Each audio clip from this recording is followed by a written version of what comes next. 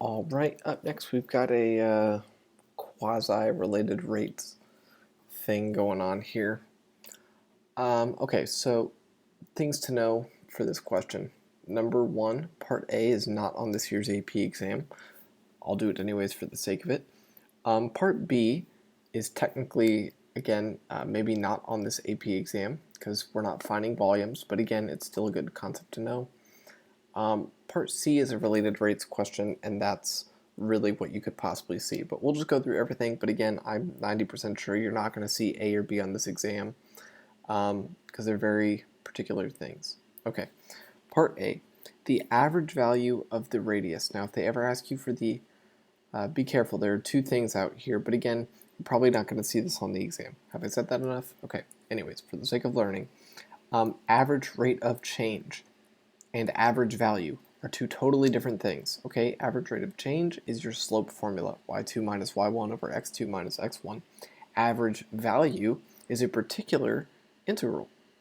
All right, and so the way you calculate the average value of something is you take 1 over the bounds of integration of the function itself.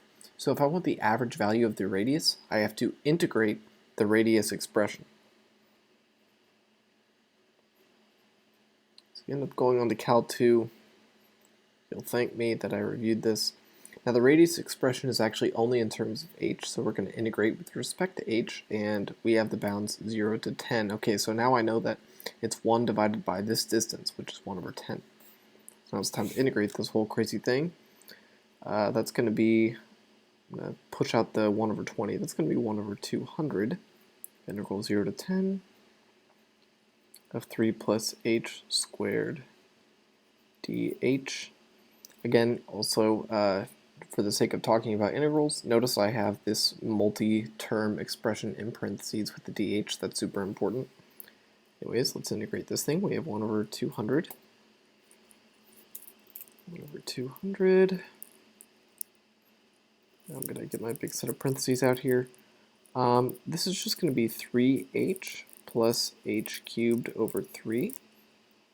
And that's being evaluated again from 0 to 10. Okay, up next, I'm going to say equals, get my new line. You don't have to draw a big crazy arrow, but you might want to. I don't know. Seems fun. Now we have 1 over 200, and it's time to plug stuff in. The good news is you'll just have this 3 times 10, which is 30. 10 cubed is 1,000, so we have 1 there, plus 1,000 over 3, and then just minus, because it's top minus bottom, minus, and that's just going to be a big fat 0. Both terms will be 0. And, oh gosh, so this is 90 over 3, so we really have 1,090 over 3, so we have 1,090 over 200. And that can definitely reduce. There's at least a 5 in it. So that would reduce to 218, I'm pretty sure. And that would reduce to 40. Those are still even numbers. It's going to reduce to, I believe, no, oops. 109 over 20, and that just feels weird, but I'm just going to look at the scoring guideline early. 109 over 60. What did I do?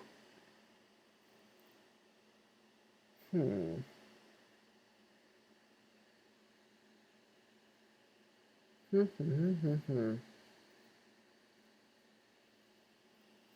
me a second. I'm going to find it. Oh, I forgot to multiply the over 3. Yeah, this would be over 600. This would be over then 600 divided by 5 would be 120, and that divided by 2 would be 60. Yeah, 109 over 60. Goodness. Okay, but again, average value of the function, not on the exam. That's why I really rushed through it. Wasn't taking my time with the math. Just wanted to show you that it exists. You know, we're still practicing integrating, but you're never going to see this expression of 1 divided by the bounds of integration, blah, blah, blah. But that is average value function. Okay, time to speed up a little bit. Part B, find the volume of the funnel. Okay, this funnel, at the end of the day, anything is a base times a height. And the idea is, again, this isn't going to be on the AP exam because technically, this volume expression is really like, if you think about it, pi r squared being integrated over a height. So it's like as the height is changing, you're going to, so I'll say dr. As you like integrate each little circle and add it on and on and on and stack it up, you're going to get the area of all those circles combined. So again, you're not going to see that on this year's AP exam.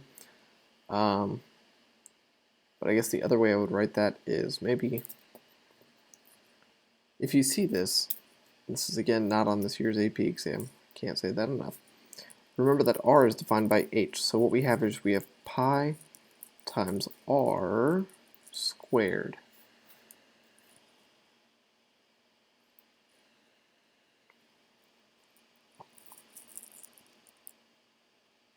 That whole thing, including the 1 over 20, is squared dh. This is pi r squared, it's just that r is in terms of h, and we're going to integrate all those little circles together. Okay, so first thing is I'm going to square both sides here. Really that means this is going to be 1 over 400.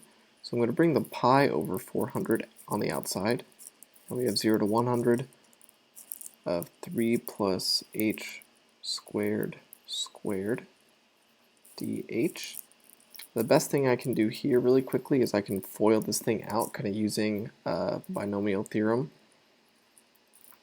We're really integrating 9 plus 6h squared plus h to the 4th dh from 0 to 10. That's going to give us pi over 400. Gotta speed this up, of 9h plus 3h cubed, 2h cubed. So it becomes 6. Oh my gosh. And then plus h to the 5th over 5. That's again being evaluated from 0 to 10. And the good news is that 0 is just going to take everything away because all terms involve an h. So we have pi over 400 times, so here we've got 90 plus 2,000 plus 2,000 plus, now we've got 10,000 over 5, no, not 10,000, we've got 1, 2, 3, 4, 5 zeros divided by 5, oh goodness, and then all that is just minus a big fat 0. Can't believe this is a non-calculator question. What are they doing this here? I've got pi over 400 times, let's see here, that's 2,090 plus, what's that going to be, 2, and then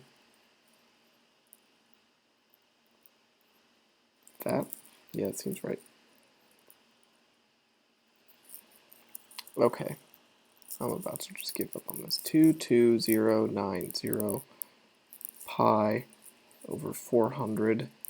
Somehow that reduces, but I'm just going to cheat and use the calculator now because, again, this year we'd be able to. So 22090 divided by 400, math fraction. So it reduces to this. You can just kick out as 0. Guess I should have seen that, but getting nervous for my time now. Okay, again, 2209 over 40.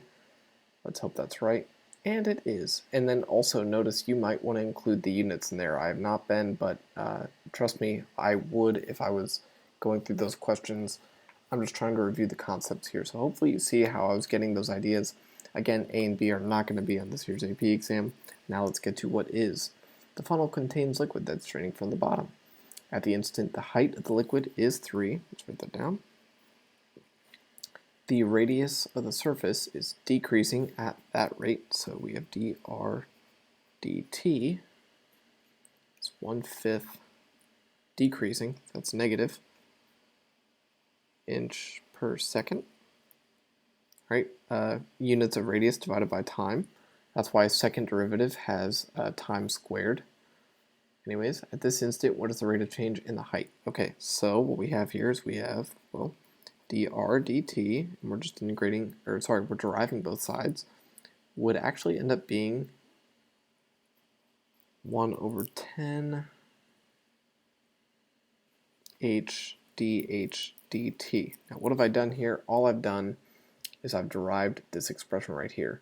Because they told me dr dt, they gave me a particular value of h and they want dh dt. Essentially you need to see the wording of that and know what that is. Again, this is your related rates question, could be on the AP exam.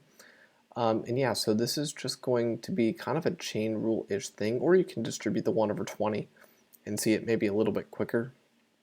Because the 3 over 20 would just drive to 0, and then you have h squared over 20, so you drop the 2, you get 1 over 10. Now you have a single h. Don't forget to give a dh dt because you're driving with respect to time. Okay, anyways, they told us dr dt is negative 1/5, and now we have essentially 3 over 10 dh dt when you substitute the 3 in there, and that means dh dt equals, and when we divide or when we multiply by the reciprocal, we're going to end up with negative 2 over 3, and let's see here, the height is being measured in